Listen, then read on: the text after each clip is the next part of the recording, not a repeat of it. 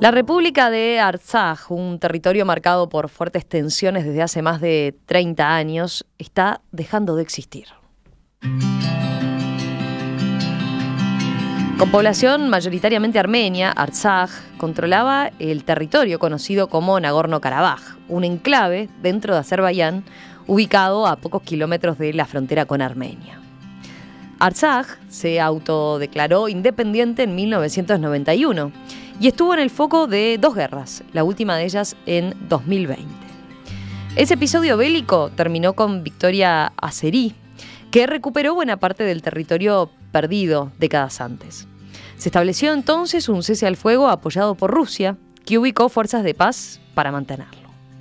Así se mantuvo la situación hasta que, en septiembre de este año, una nueva ofensiva militar de Azerbaiyán rompió ese acuerdo de paz.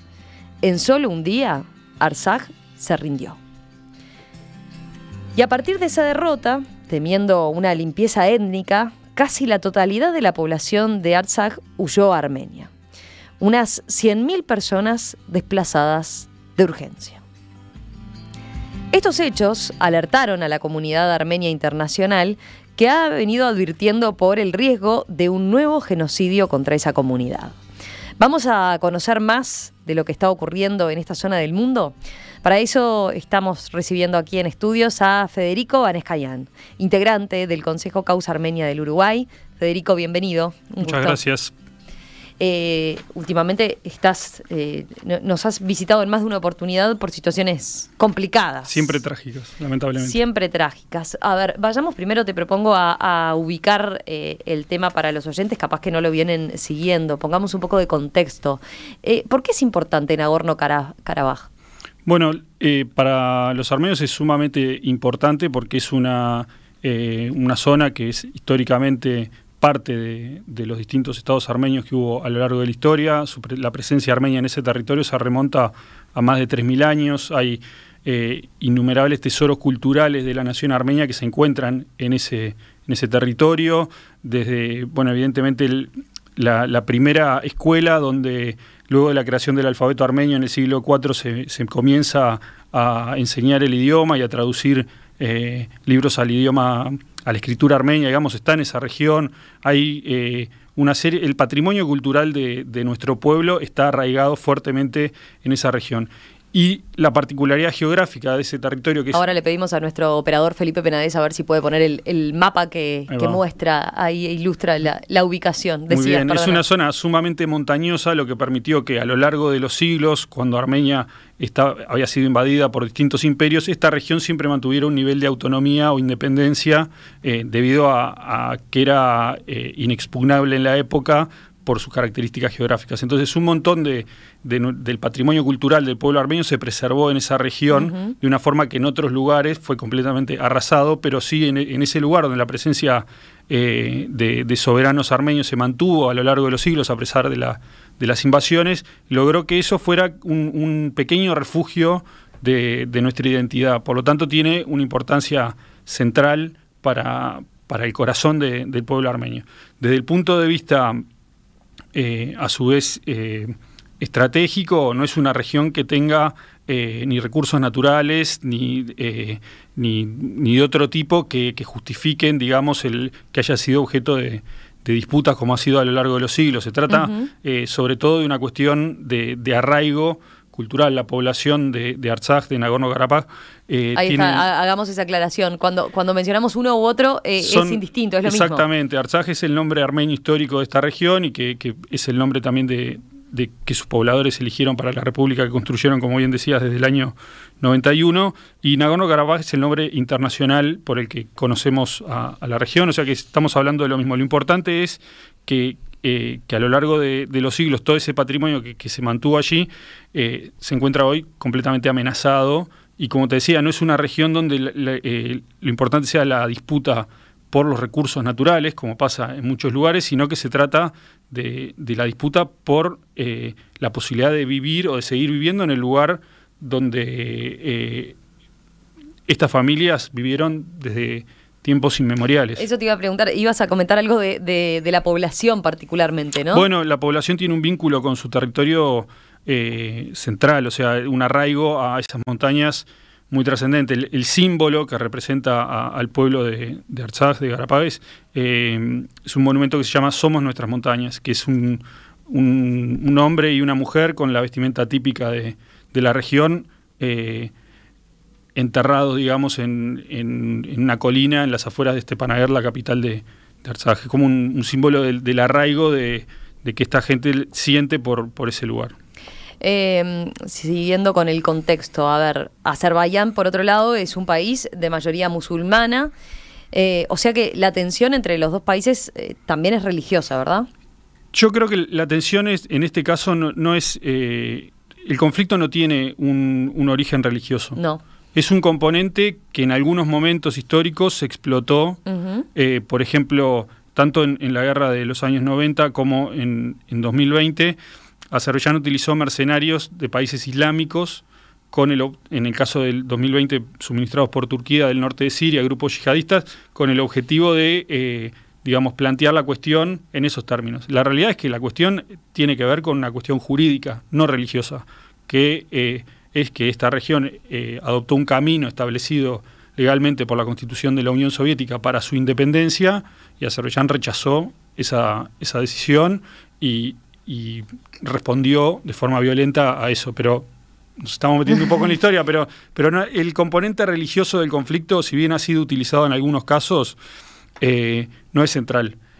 Sí ha habido un ensañamiento contra los símbolos religiosos, pero sobre todo pensando, y esto pasa en todos los conflictos, por el valor que tienen para la otra parte. Te entiendo, perfecto. Un aspecto sí a tener en cuenta, a ver, hablamos de Azerbaiyán. Azerbaiyán es una dictadura.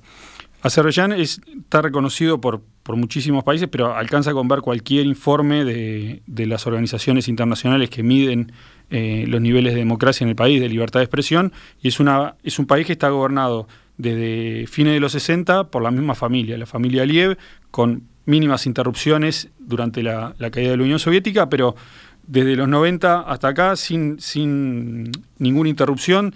El padre del actual presidente cedió el mando a su hijo. Los resultados de las elecciones se publicaron antes de que se abriera la primera urna, incluso. Es decir, hay una fachada democrática, pero cualquier institución de derechos humanos o cualquier organismo, desde Amnistía, Freedom House, cualquiera que revisen, van a encontrar los niveles más bajos tanto de libertad de expresión, porque hay un control muy férreo sobre toda la oposición y la prensa, y también, digamos que sus propios aliados se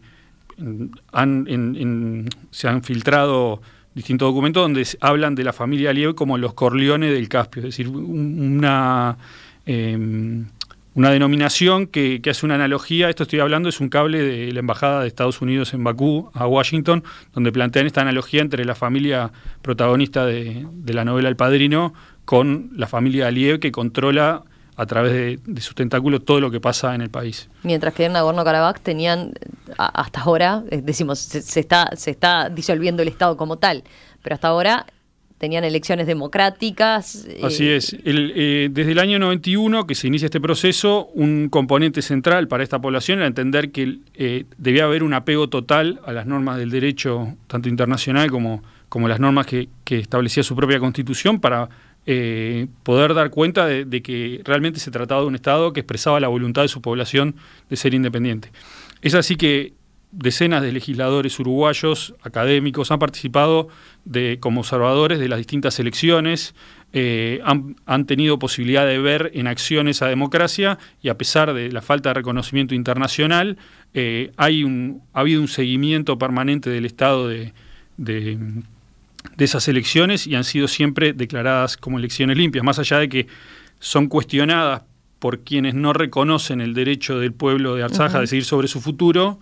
Quienes no tienen ese cuestionamiento entienden que las elecciones se desarrollaron de forma democrática, y que incluso hoy los presidentes que fueron electos democráticamente y el presidente de la Asamblea Nacional, los expresidentes y el actual presidente de la Asamblea Nacional de Artsaj, se encuentran presos en Bakú, en la capital de Azerbaiyán, como parte de esta política de Azerbaiyán de tomar rehenes como hizo con la población civil durante 10 meses, ahora tomó como rehenes también a los dirigentes políticos de esta región. Siguiendo con el contexto, Azerbaiyán tiene como uno de sus principales aliados a Turquía, ¿verdad? Que tiene, por supuesto, un historial, por así decirlo, de alguna manera complicado con el pueblo armenio, ni que hablar, ¿no? Sí, directamente la participación de Turquía no tiene, o sea, no se da de forma secreta ni nada de lo que parezca, es abierta, y voy a mencionar algunos antecedentes. O sea, Azerbaiyán y Turquía comparten una misma etnia, son dos pueblos túrquicos. Ellos plantean que son una nación en dos estados, y actúan en ese sentido de forma coordinada, tanto en la región como también acá en Uruguay a través de sus representaciones diplomáticas, y lo que buscan es, abiertamente en el año 2020, cuando se produjo la última escalada, tanto las Fuerzas Especiales de Turquía como su aviación participaron directamente de los ataques contra la población armenia. Cuando se termina el conflicto, previo al conflicto, el presidente Erdogan dijo de Turquía que el deber de Turquía era terminar con el trabajo que habían iniciado sus antepasados en el Cáucaso, refiriéndose claramente al genocidio armenio. Y como quizás para alguno no había quedado claro, fue más enfático cuando terminó el conflicto y Erdogan plantea en un desfile militar en Bakú, en la capital de Azerbaiyán, parado junto al presidente de Azerbaiyán, que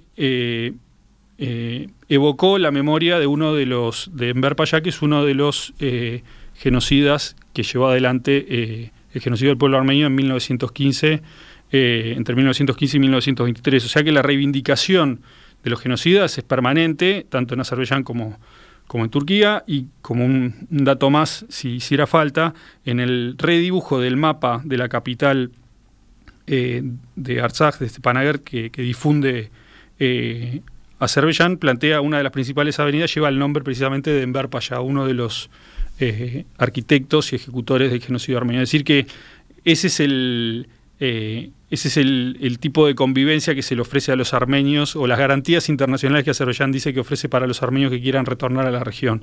Vivir en un lugar donde se reivindica... Eso fue ahora. Sí, ¿no? sí, ahora, hace... más reciente. No, esto que te estoy diciendo pasó hace 2 semanas, lo de la calle, y el resto fue antes.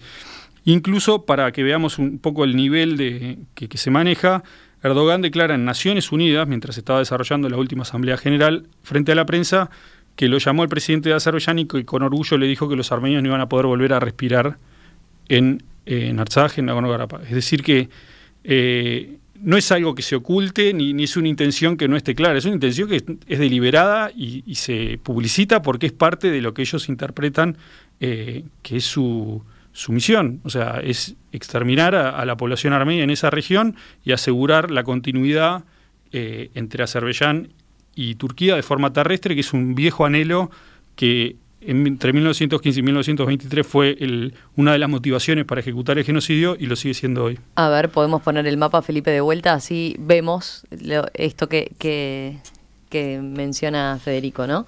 Hay una pequeña faja de 40 kilómetros ahí en el sur, en la frontera con Irán, que separa el territorio principal de Azerbaiyán de un exclave que tiene, que es ese pequeño sector que se ve entre la frontera de Irán y Armenia, que se llama Najicheván, que es un territorio donde también era históricamente armenio y fue cedido en la época soviética a Azerbaiyán, y ese territorio tiene una pequeña conexión terrestre con Turquía.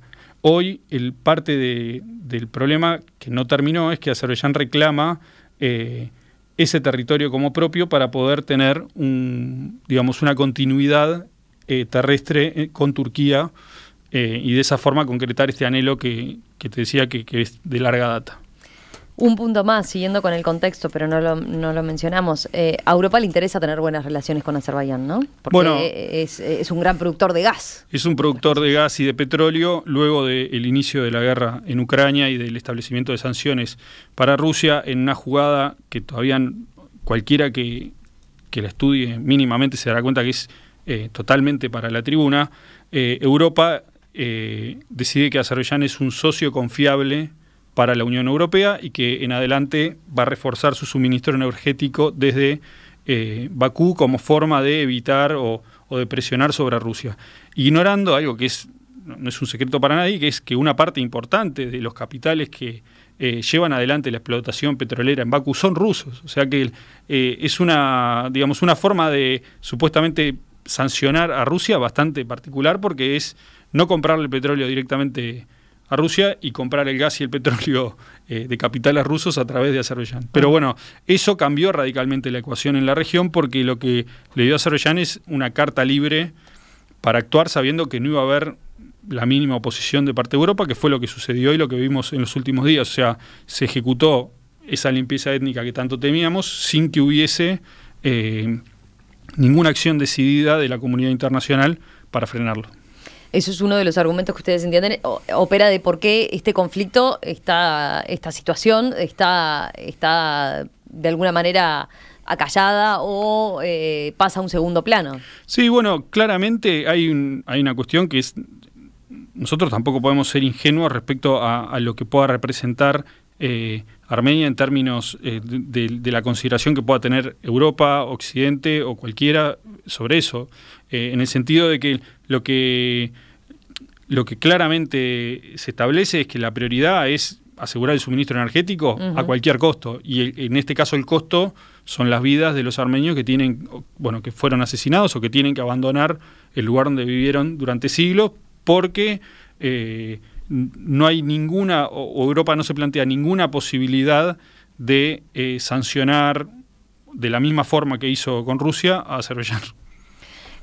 Volviendo a Rusia, si hacemos también un poco de historia, ¿no? ¿Qué rol había jugado históricamente en los últimos años en la región? Bueno, voy a ir un poco más atrás y contar un poco la historia de esta región en el siglo XX, pero muy breve, para que se entienda cómo llegamos hasta acá. Esta región, como te decía, incluso durante la época del Imperio Ruso, cuando los rusos llegan a la región, había mantenido cierto nivel de autonomía. A partir de allí, cuando se produce la Revolución de Octubre de 1917, se independizan, aparece por primera vez un país llamado Azerbaiyán en el mundo, Armenia logra su independencia, Georgia se independiza, entonces toda la región del Cáucaso alcanza su independencia a través de 3 repúblicas nacionales.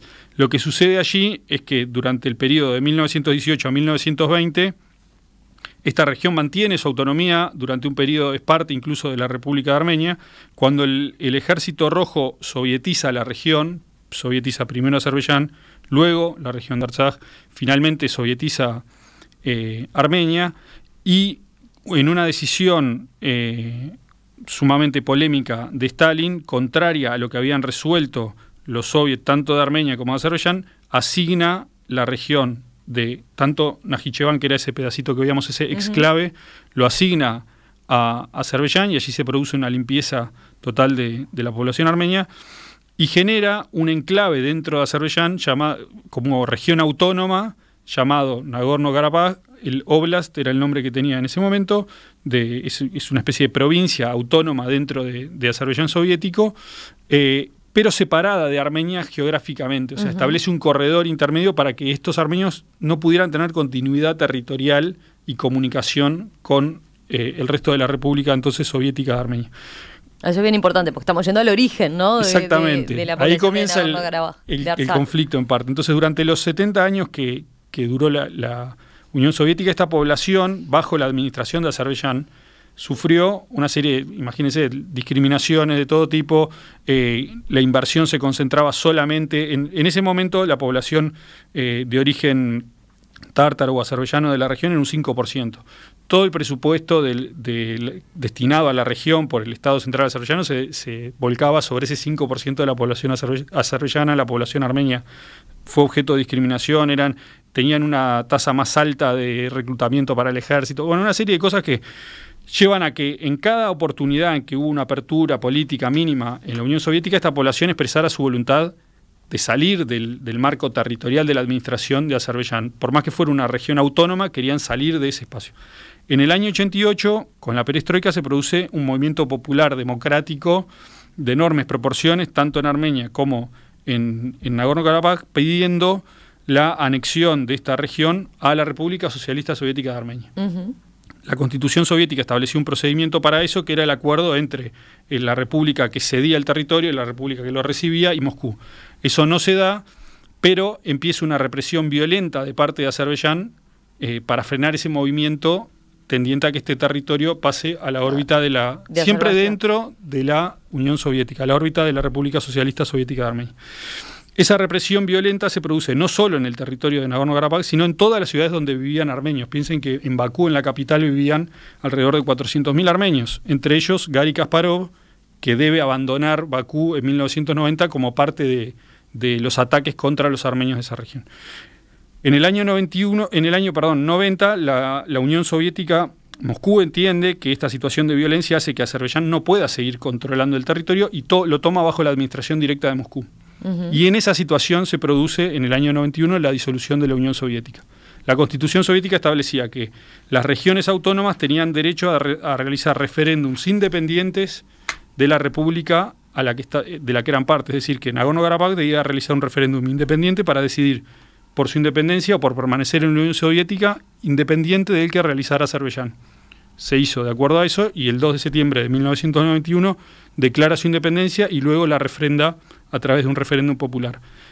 Armenia, para que tengamos una idea, se independiza luego de eso, o sea, unos días después. Pero en el contexto del colapso de la Unión Soviética se generan, o sea, de esta unidad territorial surgen 3 países. Surge Armenia, reconocida internacionalmente, Azerbaiyán, reconocida internacionalmente, y Nagorno-Karabaj, no reconocida internacionalmente. Por eso decimos que era independiente de facto y no de iure, porque no había un reconocimiento internacional. Más allá de que los juristas, que no es mi caso, no es mi especialidad, establecen que cumplía con todas las condiciones para ser un Estado independiente y que el reconocimiento no es una condición previa a la constitución del Estado. El Estado es independiente por más que no sea reconocido.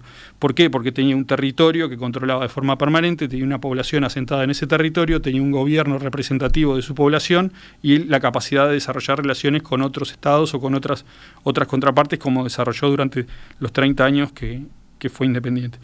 Entonces, ese conflicto, digamos, entre Azerbaiyán y los armenios locales de Nagorno-Karabaj, que involucró también a Armenia, dura hasta el año 94, donde se produce un alto al fuego muy precario, pero donde la mayor parte del territorio habitado por armenios logran que Azerbaiyán se retire de esos territorios, ¿tá? Y ese es el status quo que se produce hasta 2020, con algunas interferencias, en el que Azerbaiyán, con el apoyo, como decía, explícito de Turquía, militarmente, con asesores, con armamento, recaptura el 80% del territorio que habitaban los armenios. Eso produce un primer éxodo de armenios de la región hacia Armenia.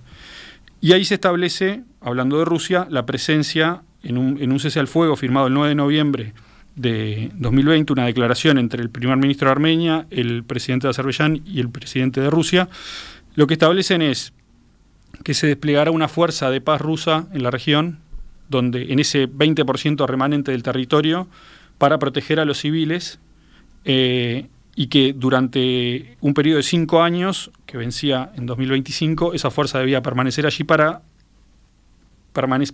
asegurar que no hubiera nueva violencia, y además controlar un corredor que conectara a los 120.000 armenios que habían permanecido allí con Armenia. Eso te iba a preguntar, 120.000 eran los que permanecían. Exactamente. Ese corredor, que es el corredor de Bersor en armenio, o Lachin, que es el nombre internacionalmente conocido, era la única vía de comunicación en ese entonces entre la República de Armenia y estas 120.000 personas.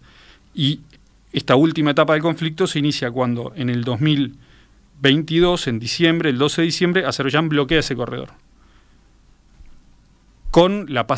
Ante la pasividad de Rusia, porque el mandato internacional establecía que Rusia, el mandato establecido por las partes decía que Rusia debía controlar el corredor, estaba bajo su control, y Azerbaiyán debía garantizar la circulación libre dentro de ese corredor. Bueno, al cortarse... Ahí ya empezó, al cortarse ahí, los suministros, por ejemplo, empezaron a verse afectados. Exactamente, porque no solo se corta el tránsito terrestre, el tránsito aéreo desde el año 91, Azerbaiyán tiene una amenaza de derribo de la aviación civil o militar que ingrese a Nagorno-Karabaj. Por lo tanto, el transporte aéreo también estaba bloqueado, el transporte terrestre, como dijimos, las líneas de energía que venían desde Armenia en el mapa creo que estaba marcado con rojo ese pequeño corredor, venían de Armenia hacia Artsaj para abastecer a la población, también se cortaron, el gasoducto también se corta y la línea de internet también se corta. Entonces esta población permanece progresivamente completamente aislada, y en un momento los suministros con los que cuentan para sobrevivir, a medida que van pasando los meses, empiezan a desaparecer, desaparece el combustible, la población empieza a hacer enormes filas para poder obtener un pedazo de pan, Esto pasó, estoy hablando, hasta hace un mes estábamos en esta situación. El 90% de las embarazadas tenía anemia, ahí se multiplicaron los casos de muerte prenatal porque las embarazadas no accedían a los servicios de emergencia cuando debían hacerlo por la falta de combustible. Se habló de una grave situación de hambruna, de desnutrición. Exactamente, y es ahí cuando el 7 de agosto pasado el ex fiscal de la Corte Penal Internacional, Luis Moreno Campo, que es el fiscal del juicio a las juntas en Argentina, el fiscal adjunto del juicio a las juntas, y también Juan Méndez, que era ex asesor de el secretario general de Naciones Unidas para la prevención del genocidio. Estamos hablando de dos de las máximas figuras en términos académicos y jurídicos de genocidio. Lo que dicen es, estamos ante lo que establece el punto C, inciso 3 de la Convención para la Prevención y Sanción del Crimen de Genocidio, que es, todos tenemos asociado el genocidio como la exterminación total de un pueblo, como sucedió en el caso de Armenia en el 1915, como sucedió durante el Holocausto judío. Bueno, pero el crimen de genocidio está tipificado también el sometimiento intencional a un grupo a condiciones que acarreen su destrucción física total y parcial. O sea, la definición calza perfectamente con esto que estamos haciendo. ¿Cuál era el objetivo de mantener una población sin alimentos, sin acceso a medicinas, sin acceso al combustible, sin electricidad, sin gas, en un lugar donde toda la calefacción es a gas y las temperaturas alcanzan los 20 grados bajo cero? Bueno, ¿cuál es el objetivo? Bueno, lo que dice Moreno Campo es las intenciones del presidente de Azerbaiyán son genocidas, no hay ninguna duda, porque nadie sabiendo todo esto puede actuar de esa manera, de forma deliberada, esperando otro resultado. En el medio, en febrero, y reafirmado en julio, la Corte Internacional de Justicia, que es el máximo tribunal de Naciones Unidas, ordena a Azerbaiyán abrir ese corredor. Azerbaiyán desconoce esa orden sin ninguna consecuencia. El Tribunal Europeo de Derechos Humanos pide lo mismo. El secretario general de la ONU pide lo mismo. El presidente del Consejo de Europa pide lo mismo, sin éxito. Por eso te decía que realmente, si nosotros tenemos al máximo tribunal de Naciones Unidas pidiendo algo y la comunidad internacional mirando para el costado y silbando, lo que está cuestionado no solo es la legalidad internacional, sino también son los actores que tienen que imponer esa legalidad. Vamos a hacer una pausa y enseguida continuamos conversando con Federico Vaneskarian, integrante del Consejo Causa Armenia del Uruguay, a propósito de la situación en Nagorno-Karabaj y el éxodo que han tenido que emprender más de 100.000 armenios, justamente por esto que está describiendo, este asedio que viven de Azerbaiyán.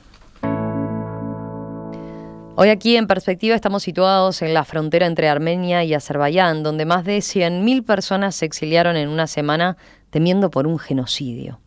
Esto luego de la rápida victoria militar de Azerbaiyán en la zona conocida como Nagorno-Karabaj, que tenía hasta septiembre pasado una amplia mayoría de población armenia.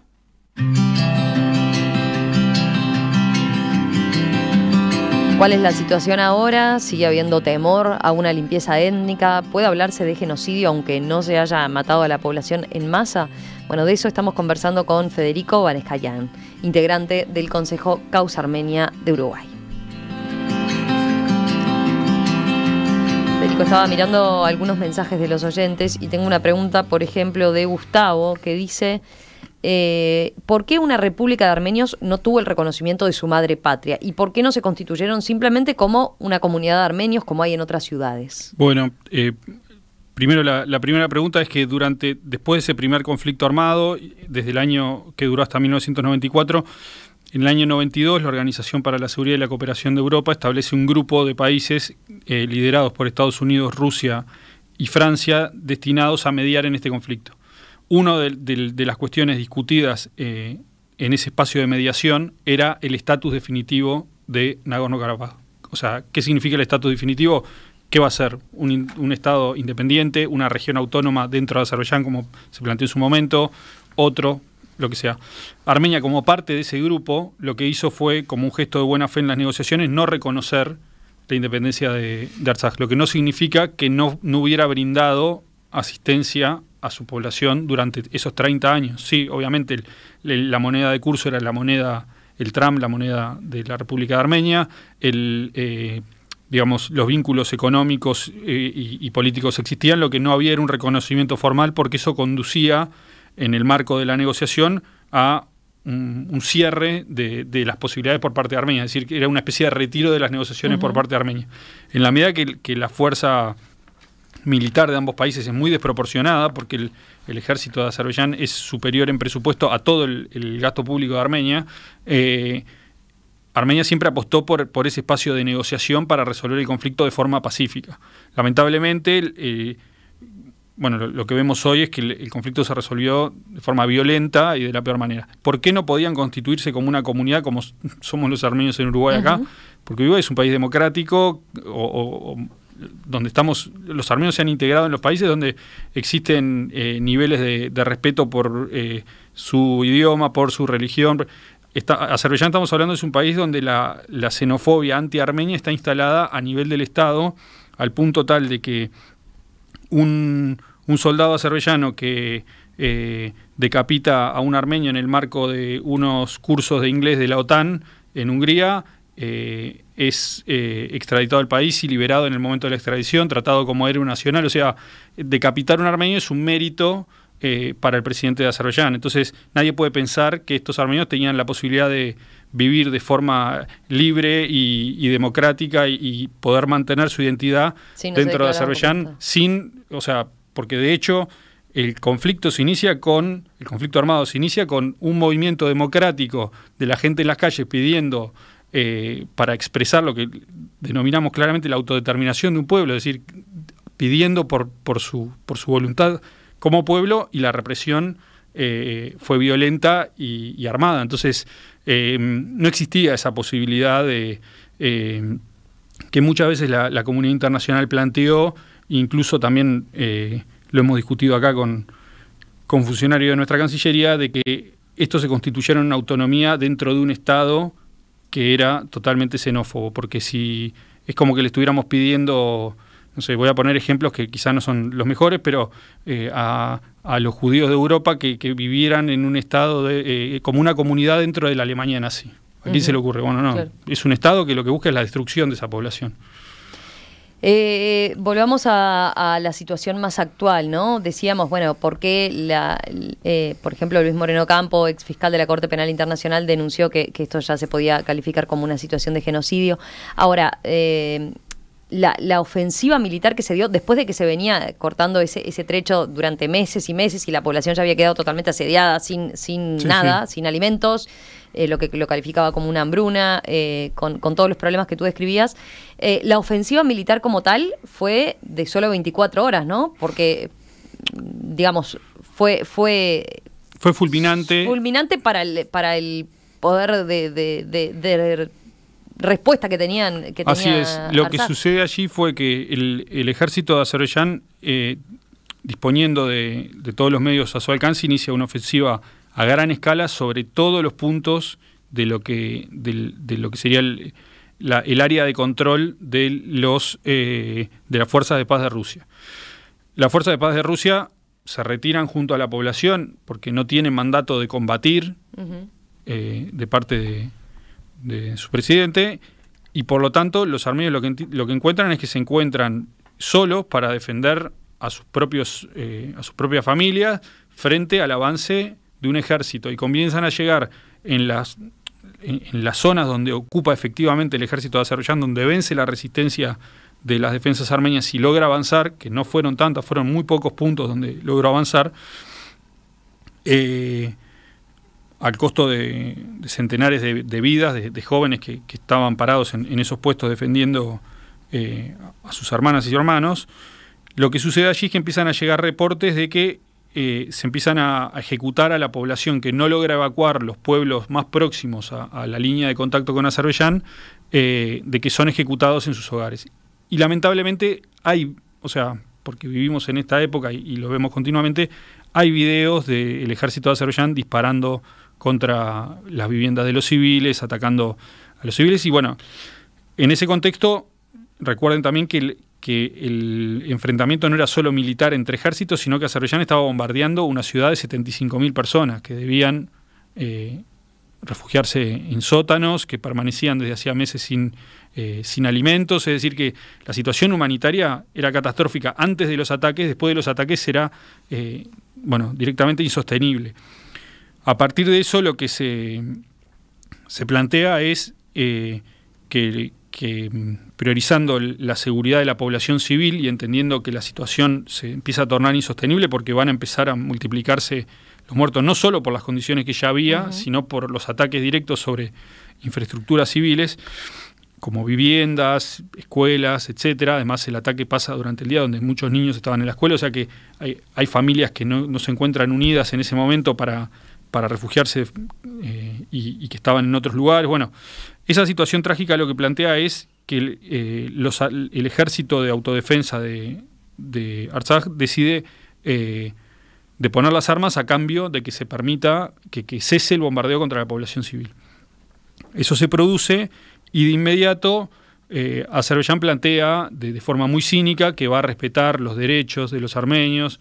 Una parte de la comunidad internacional muy interesada en este discurso totalmente vacío, porque las pruebas iban en el sentido contrario, plantea que deben brindarse garantías para los armenios, etcétera, pero la población civil lo que hace es huir masivamente hacia Armenia. Y en ese momento, después de 10 meses de tener cerrado el corredor, Azerbaiyán abre el corredor porque su intención última era que la gente, o sea, era ejecutar la limpieza étnica de la región, es decir, vaciar ese territorio de armenios. Entonces, en la medida en que los armenios empiezan a evacuar el territorio, y como tú decías, más de 100.000 abandonan en 4 o 5 días el territorio y llegan a Armenia, llegan con lo que puede tener una persona que sube a un auto y en situaciones trágicas, un camino que habitualmente... O sea, esos refugiados llegaron en esa situación. Llegaron sin nada. Están así. Bueno, llegan a Armenia, pero pensemos que qué pasa si nosotros tenemos una única carretera de 2 vías que atraviesa las montañas en la que tienen que pasar 100.000 personas en 3 o 4 días. O sea, nosotros tenemos problemas acá de embotellamiento en la ruta cuando hay un feriado largo. Imagínense la situación esta de la que estamos hablando. El recorrido lleva 40 horas, hay casos de niños que tuvieron que conducir los vehículos porque sus padres habían muerto durante los bombardeos. O sea, la situación fue realmente crítica y esa población llega a Armenia y allí es atendida por distintas organizaciones y tanto de la sociedad civil como por el Estado para crear un registro y poder empezar a brindar asistencia. Pero es un país que se encuentra de un día para el otro con más de 100.000 personas que requieren que sus hijos retomen los estudios porque los colegios en Artsaj habían sido cerrados debido a la falta de combustible y la imposibilidad de los niños de trasladarse, que requieren asistencia sanitaria y porque muchos vienen de muchos meses con enfermedades que no pueden controlarse. Bueno, obviamente también embarazadas. Hay que asignarle... tenemos para ver una foto de un centro de refugiados, por ejemplo, Sí, vivienda, o sea, hay que cubrir todas las necesidades de esa población que se traslada de forma de emergencia, de la misma forma que hicieron, que esto es lo más trágico del asunto, de la misma forma que nuestros abuelos, nuestros bisabuelos abandonaron sus hogares donde habían vivido durante siglos, dejando allí su patrimonio cultural, sus iglesias, sus cementerios, a sus muertos. De la misma forma, la historia se repite esta vez en Artsaj y la población tiene que abandonarlo todo y salir por el simple hecho de que no se respeta su identidad armenia. ¿Cuántas personas murieron de las 120.000 que tenía como población Artsaj? Lamentablemente es una cifra que no conocemos. Registro. Sabemos que hay varios cientos de personas que murieron durante los bombardeos, sabemos que hay un número importante de gente con la que se perdió conexión porque al dar de baja la red eléctrica durante los ataques a Azerbaiyán, se atacó directamente las centrales hidroeléctricas, se atacaron los puntos de las subestaciones, por lo tanto desapareció la electricidad y desapareció la posibilidad de conexión con esa gente. Y hasta el día de hoy, primero que nada, funcionarios de la República de Artsaj realizaron búsquedas en toda la zona para intentar recuperar los cadáveres de los muertos y poder darle sepultura, y luego la Cruz Roja en el día de hoy está contactando a los pocos residentes armenios que permanecen en la región. Estamos hablando de un número de no más de 50, lo que no quita que Azerbaiyán aproveche para hacer de esto una maniobra de propaganda y plantear que los armenios están viviendo pacíficamente en la región cuando en realidad quedaron 50 personas que no se podían desplazar porque su condición personal no les permitía retirarse. Entonces, esa es la situación actual y el principal riesgo es que hoy estos armenios se encuentran en esa faja de 40 kilómetros del sur que mencionábamos recién, que es el objetivo declarado de Azerbaiyán para su siguiente ataque. Entonces, para conseguir esa franja que pase directamente a Turquía. Exactamente. El riesgo hoy es que esa población vuelva a ser víctima de otro desplazamiento forzado, en la medida que Azerbaiyán ya en septiembre del 2022 atacó esa región, y si esos ataques se repiten una vez más, la situación sería realmente catastrófica, no solo porque pone en juego la viabilidad de Armenia como Estado, porque Armenia tiene 4 fronteras y 2 de ellas están cerradas con Turquía y Azerbaiyán. Desde hace 30 años las fronteras están cerradas. Como riesgo que esa situación que se dio en Nagorno-Karabaj se repita y sí, pero no es el riesgo, en distintas zonas de Armenia. Es la declaración del liderazgo de Azerbaiyán. O sea, lo que dice Azerbaiyán es: esto lo vamos a hacer por las buenas o por las malas. O sea, vamos a hacerlo de nuevo por la fuerza. ¿Y qué pasa?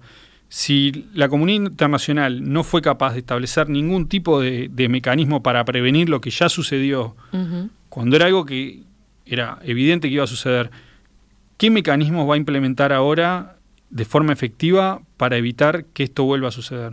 Porque esta situación parece que estuviera como muy enfocada en esta región, pero en la medida en que nosotros esto lo hemos vivido como pueblo de la forma más trágica, lo aprendimos porque pensamos que luego del genocidio armenio ese mensaje iba a permear en la humanidad y íbamos a entender que no podía volver a pasar, el famoso nunca más, y volvió a pasar, y volvió a pasar, y volvió a pasar.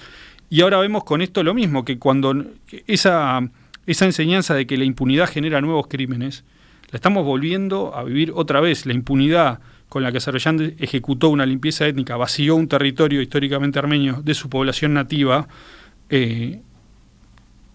va a volver a pasar. Si no hay algo que realmente defina cuál es el límite, ¿no? Y hasta dónde vamos a permitir que los tiranos sigan violentando a los pueblos, seguramente la próxima vez que hablemos sea para contar una situación aún peor que esta.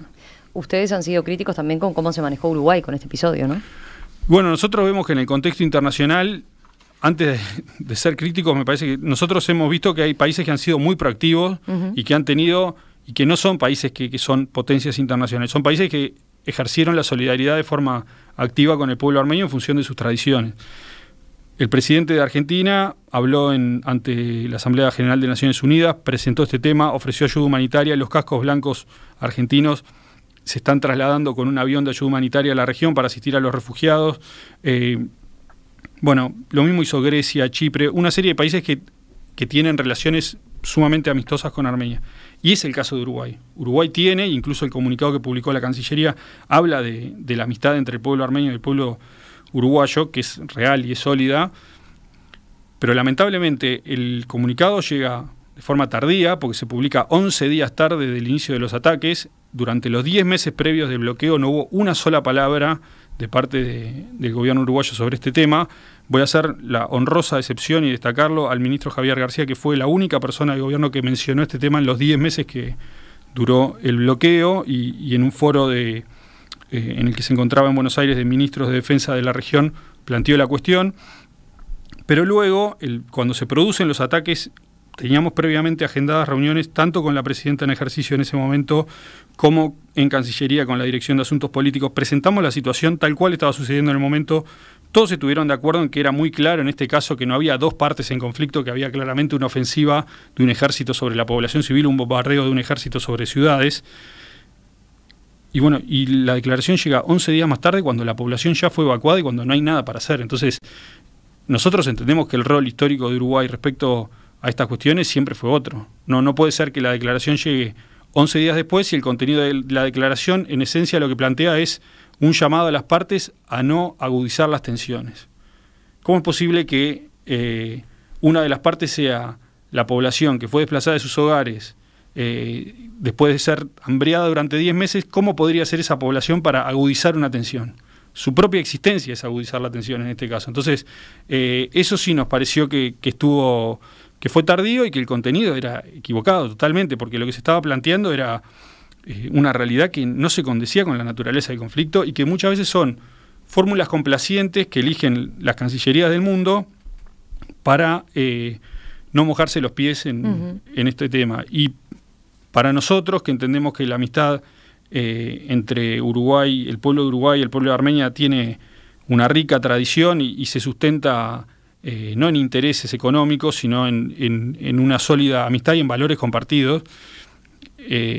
No es admisible que la comunicación sea en esos términos y cuando ya la cuestión está resuelta.